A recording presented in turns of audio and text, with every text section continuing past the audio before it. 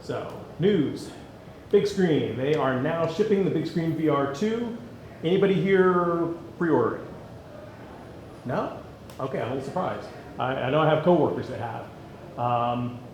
Really, really cool headset. I've played with the original Big Screen VR. It is the lightest, smallest headset I've ever used. I can totally imagine wearing it for an extended period of time and just losing track of the fact you've been wearing it. And the fact that they shaved some size and weight off of the first generation for the second generation is just mind-blowing. Very, very nice piece of hardware, and they address pretty much all of the major issues with the original Big Screen. It's got adjustable IPD, admittedly adjustable with an Allen wrench, but at least it's adjustable, and a lot of very cool things like that. Allen wrench?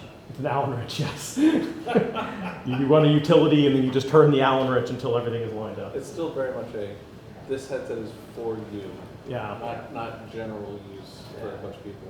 But they did do away with the custom scanned facial interface, so it's more usable by multiple people. So they are doing a special edition of their eye tracking edition that's for VR chat. It's got a translucent purple casing. It's got some digital exclusives in VR chat. The same price as the orange translucent one, which is I think $75 more than the non-translucent one. And media consumption, because I'm not a Mac user, media consumption is my best use for it as opposed for productivity. It's never too late. I know. Always switch. So a redesigned Vision Pro 2, second half of 2028. Smart glasses, audio only, smart glasses, second quarter of 2027. And true AR glasses, which has been their holy grail forever and ever, supposedly second half of 2028. I don't know whether that's true AR glasses or just smart glasses with a display, but something that has a display. Apple acquired a company called True Meeting. It's an avatar company.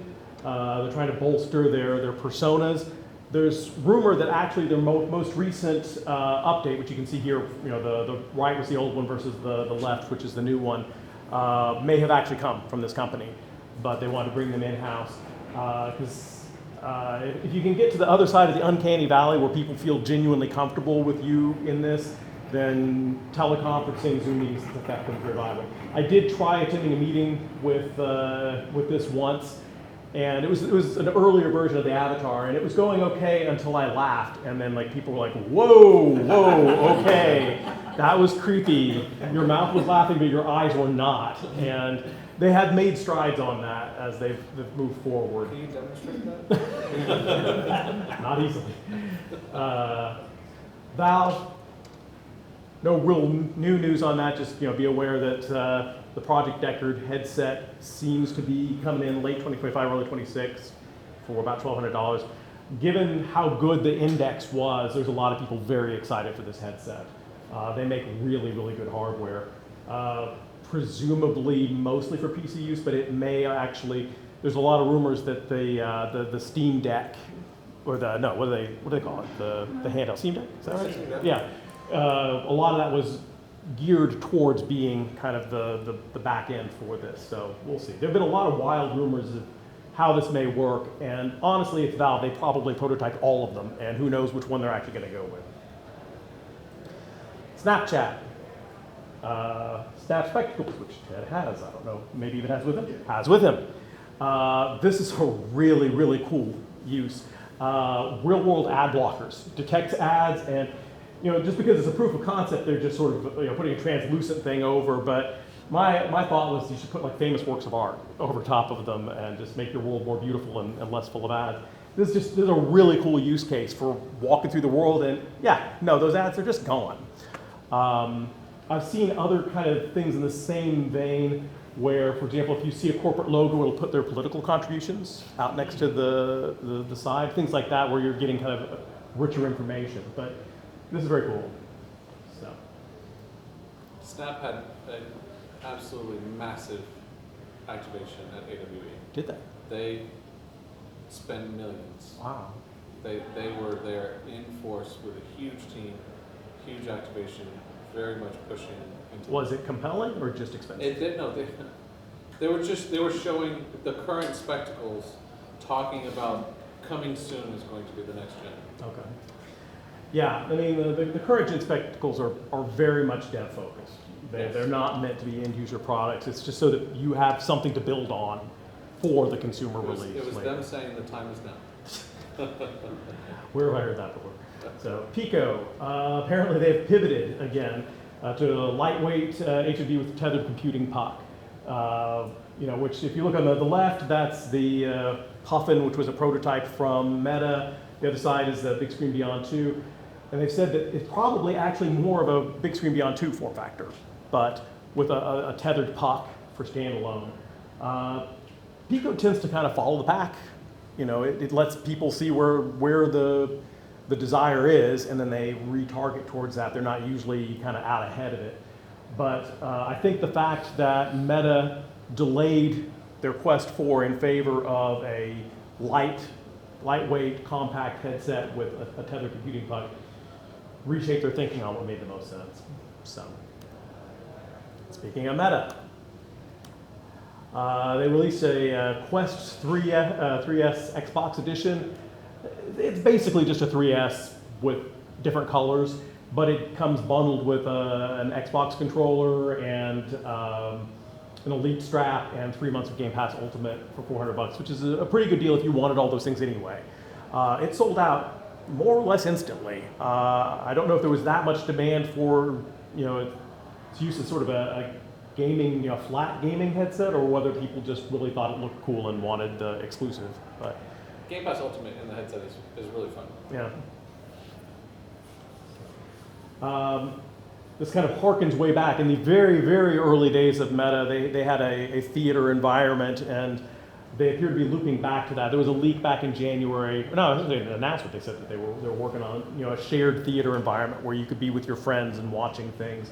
And there are people that go through the firmware and all the software releases and dig in and find the hidden stuff. And someone dug it out. And it looks like they are getting close on that. So we will presumably see that soon. As I was saying earlier, Quest 4 has been delayed by a year from 2026 to 2027 in favor of something more of the form factor of sunglasses. Lightweight, compact, maybe a little more socially acceptable. Has a tether that'll run back behind your ear to a pocket or a purse where you've got a computing puck that does all the heavy lifting, and that takes all that weight and heat off of you, and it means you can also put a heavier battery in it without it weighing down your head. So the Quest 1 is going to be hand track only, no controllers, the Meta one. So presumably more for like media consumption than gaming, but there are games that support that, so I guess we will see. I'm not quite sure how powerful they're aiming for it to be. I guess we'll just find out. But there's a lot of interest in lightweight, small form factor. The Oakley Meta glasses, they launched back July 11th. Cameras are higher res, longer battery life, reduced weight. They have 7 different versions of it targeted towards different sports uses primarily. But for people who are really into the Meta glasses, the Ray-Bans, these are a pretty cool option. A lot more water resistant too. Right. So also some leaks of a purported next-gen set of Ray-Bans. We're not sure whether it's a 2025 or 2026 launch, but these line up with some earlier rumors where they have kind of 2 different form factors in naming for sunglasses versus purely prescription lenses. So.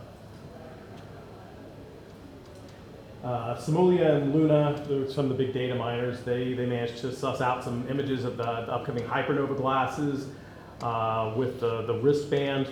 The wristband's really cool because it's just reading the electrical impulses in your muscles, so it can track your hand gestures even if your hands are completely out of sight. So that allows you to sort of very unobtrusively be doing things without having to kind of stick your hands out in front of you. Which is certainly promising. And then you get this one shot that kind of shows the projector right there on the inner edge. It also says Meta Celeste engraved on it. We don't know whether that's like an internal prototype name or whether that's actually a permanent name. We're expecting somewhere between $1,000 and $1,400, so not inexpensive at all, but it'll have a small heads-up display. This is not a true AR. These are not true AR glasses. It's not overlaying your world and understanding your world in that sense, but it does all the things that Meta Ray-Bans do, and also has a heads-up display. So you can, see your notifications. You can see your Google Maps directions. Actually, the thing that's probably the coolest for it is real-time translation. Because right now, they can do that, but you have to have this sort of very stilted conversation where you say everything and then it translates, and then they say everything and then it translates again. There's like these huge gaps in conversation. If they can just subtitle it as you're going, that's a big win. So. Anduril, which is where Palmer Luckey landed after the whole Meta exit fiasco. They've been working on a headset, or really now more of a platform, called Eagle Eye for the military. They're taking over. There was the Super Soldier Initiative, which was originally Microsoft. They lost that contract.